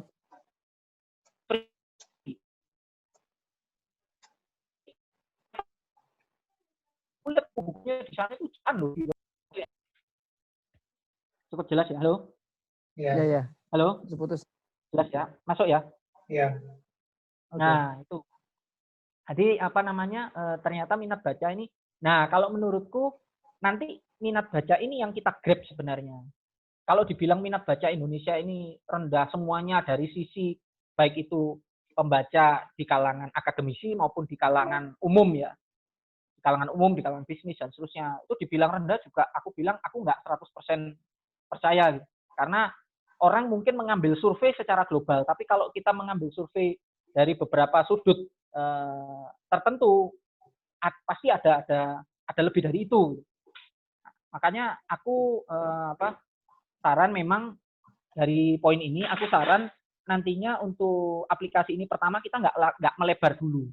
Jadi jangan melebar misalnya mengambil semua bidang tulisan atau semua bidang edukasi. Misalnya, kita terima semua bentuk tulisan, novel, artikel, e-book dan sebagainya kita terima. Kalau saran tuh jangan. Kita fokus ke misalnya kita ambil dari sisi katakanlah misalnya fokus ke novel. Nah, kita main di tulisan-tulisan yang sifatnya cerita. Kita penkan di situ, kita kuatkan di situ. Nanti kita akan lebih mudah untuk menanjak ke sisi yang lain. Jadi bertahap gitu. Nggak langsung semua tulisan karena itu luar biasa, screeningnya lumayan berat. Kemudian kita mesti mengelompokkan kreator-kreator dan kita mesti punya tim supervisi untuk konten. Mesti punya. Nah, itu akan banyak orang yang akan terlibat. Jadi SDM-nya banyak, kemudian dari sisi finansial juga akan membengkak gitu ya. Kalau kita semua hal tulisan kita kita masukkan ke dalam aplikasi ini untuk awal startup. Nah, jadi kalau saran saya nantinya akan bisa dibertahapkan. Misalnya, sekarang kita mainnya di kalangan novel dulu. Kita fokus di novel dulu. Kita fokus, kita main penetrasi ke sana, artinya pembaca-pembaca yang sifatnya novel. Berarti apa? Anak muda, kemudian remaja, kemudian orang-orang yang mungkin ibu rumah tangga yang tidak terlalu sibuk atau punya keaktifan di luar, ya bisa kita edukasi untuk membaca. Itu. Atau misalnya yang kedua, kita tidak main di novel dulu, tapi kita bisa main di dunia akademisi misalnya. Wah, ini kalau aku bilang peluangnya terbuka banget di Indonesia. Di Indonesia rata-rata kalau dunia akademisi, publikasi-publikasi itu rata-rata dari luar. Mendeley misalnya. Ya kan? Nah, dan lain-lain. Itu banyak banget. Dari luar banyak. Dan mungkin lebih trusted. Tapi kalau dari lokal, aku rasa kalau misalkan ada yang masuk ke sana, wah, ini jadi menarik gitu loh. Menarik gitu loh kalau aku rasa. Di tengah serangan dari aplikasi-aplikasi dari luar, tapi ternyata dari lokal ada yang memang khusus untuk dunia, misalkan perguruan tinggi atau sekolahan, diambil fokus gitu. Terus yang ketiga, yang selanjutnya mengenai monetizing, bagaimana supaya ini bisa lebih mendapatkan untung gitu ya. Dari sisi terutama misalnya bagaimana pembaca dapat untung dan bagaimana pembeli juga atau pembaca mendapatkan untung dari mendapatkan manfaat, dan konten kreator juga mendapatkan legitimasi sekaligus juga mendapatkan mungkin cuplik cuan lah acaranya gitu. Itu bisa. Kalau teman-teman, aku pernah di Facebook itu waktu itu ada yang suggestion itu dreamy.id. Aplikasi itu Dreamy tulisannya. Dreamy, tulisannya Dreamy. Dia fokus ke novel. Aku coba iseng kan, tak lihat, wah ada judul novel yang menarik nih. Aku coba install aplikasinya, terus coba baca. Nah, ternyata dia sistemnya gini. Jadi orang itu pertama dibaca bukunya itu gratis. Jadi ada di sana banyak ratusan buku ya. Dan viewersnya nampak di situ. Viewersnya judul buku ini viewersnya sekian, judul buku ini viewersnya sudah sekian dan seterusnya. Nampak di situ, ada tandanya. Nah, terus aku coba baca, aku menarik ini kayaknya viewersnya banyak dan ternyata judul bukunya menarik gitu. Aku baca halaman pertama, halaman kedua, terus sampai halaman kesekian, bukunya itu ratusan. Sampai halaman kesekian, ternyata aku harus beli koin ternyata. Beli apa? Beli koin. Bayar. Nah, untuk halaman kesekian, untuk membuka halaman kesekian, ternyata aku harus bayar. Nah, artinya gini, kalau aku bilang, memang untuk awal kita nggak mungkin seperti itu. Tapi untuk awal, untuk ke depan, nanti ini legitimasi buat penulis bahwa, ternyata karyamu dihargai sama orang. Sama pembaca itu dihargai. Dari apa?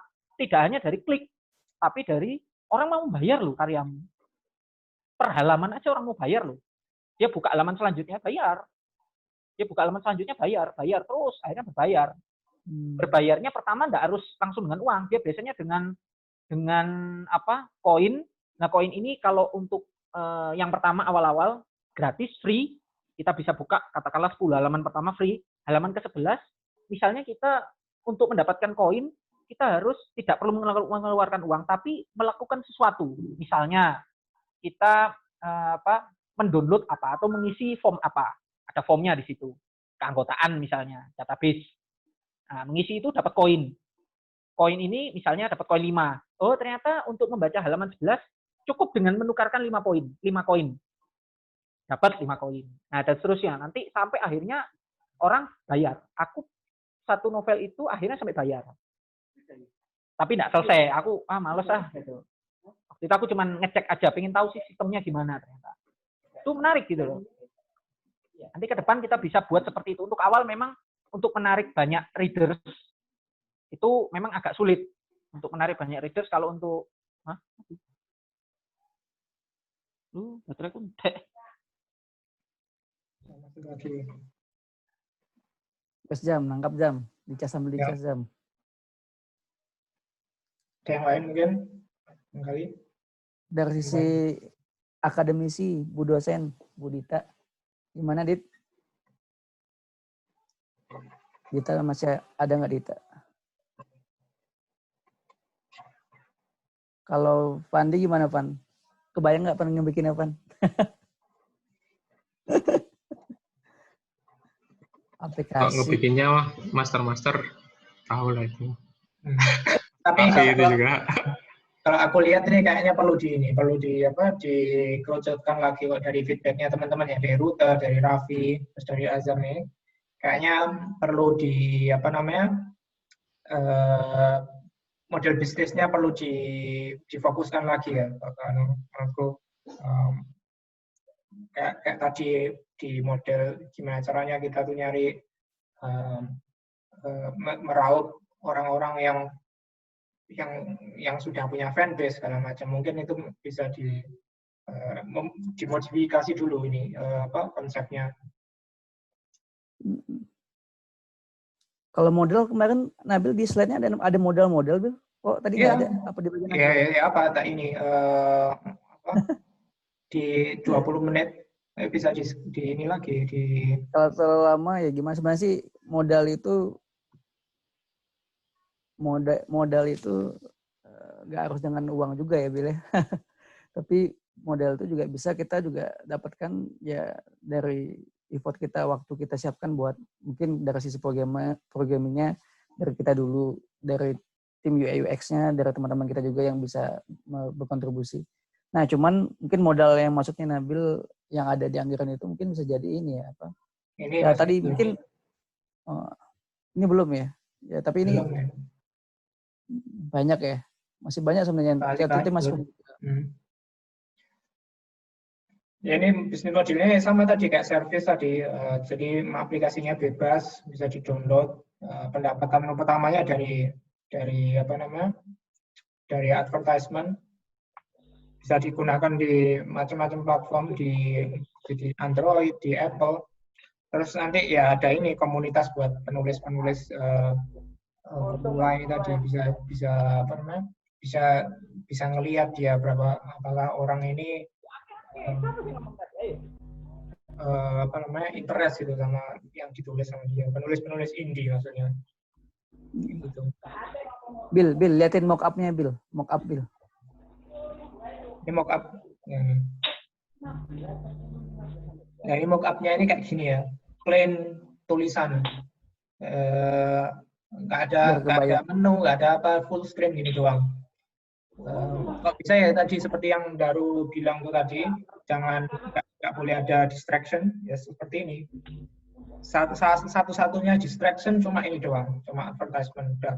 Dan itu dipaksa ya, ini kayak di YouTube kan ada ads will end in berapa second. Nah, itu kan orang dipaksa ngelihat iklannya.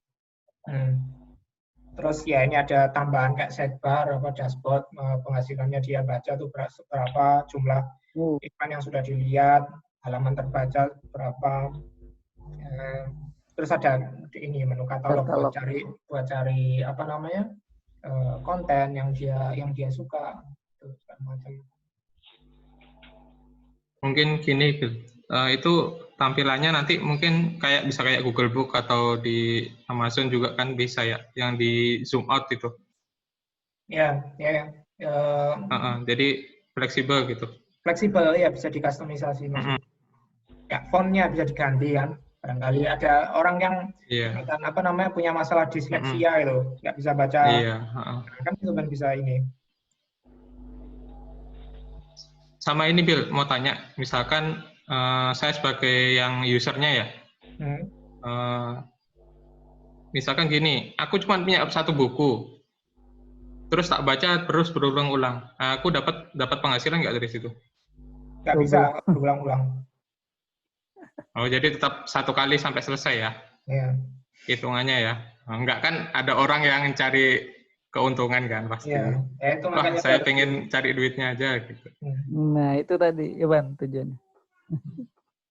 Harus di apa namanya algoritma itu tadi dari mesin learning ini orang buka bab pertama berapa kali kan gitu kan.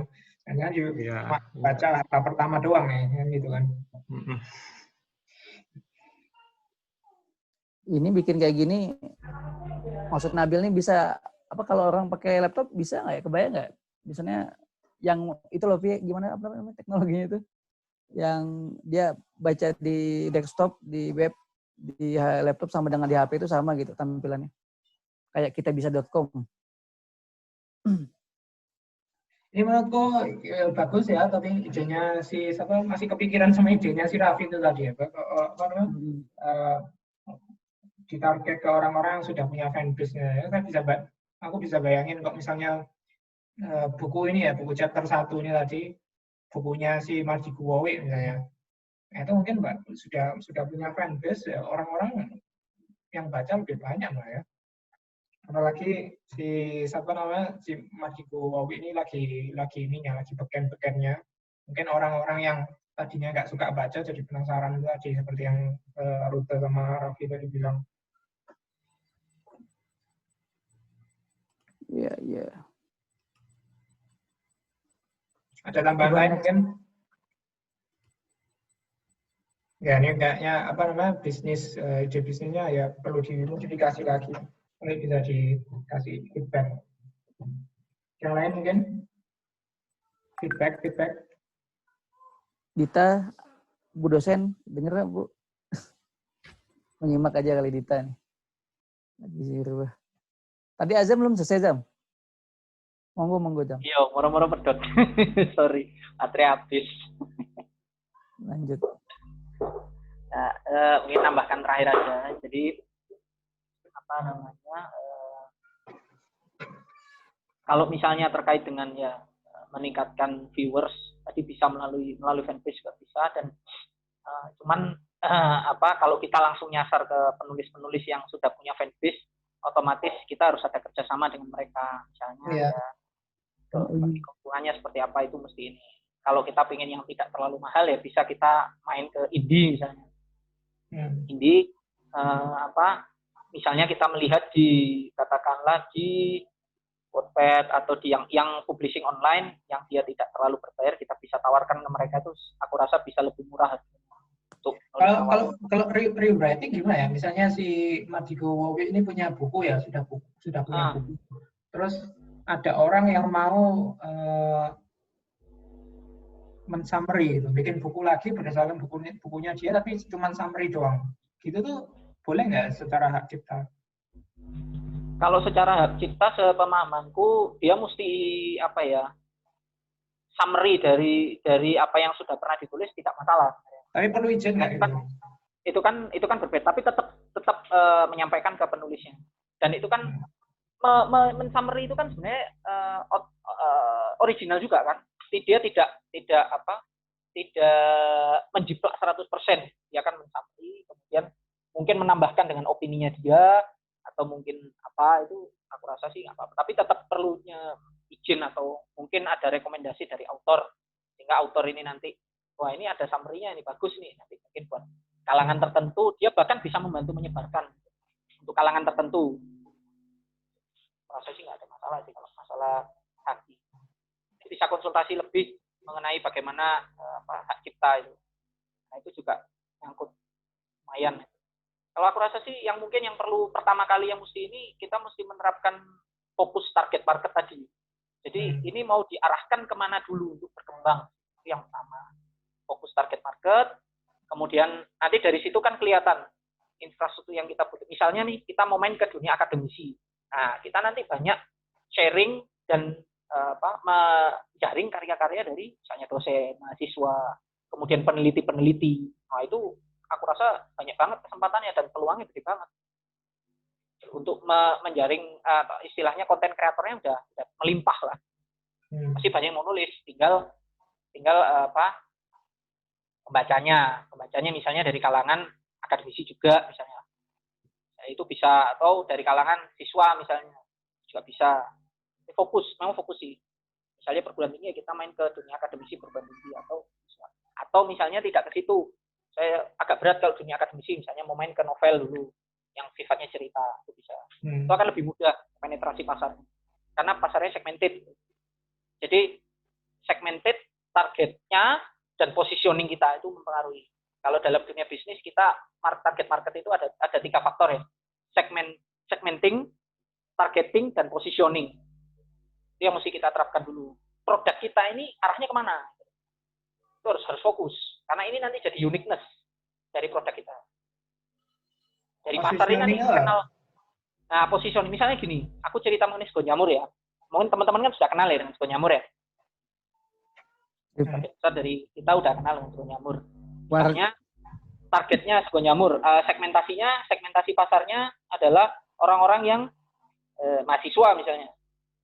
Mahasiswa, segmentasi pasarnya kalangan mahasiswa awalnya kan itu seperti itu, mahasiswa.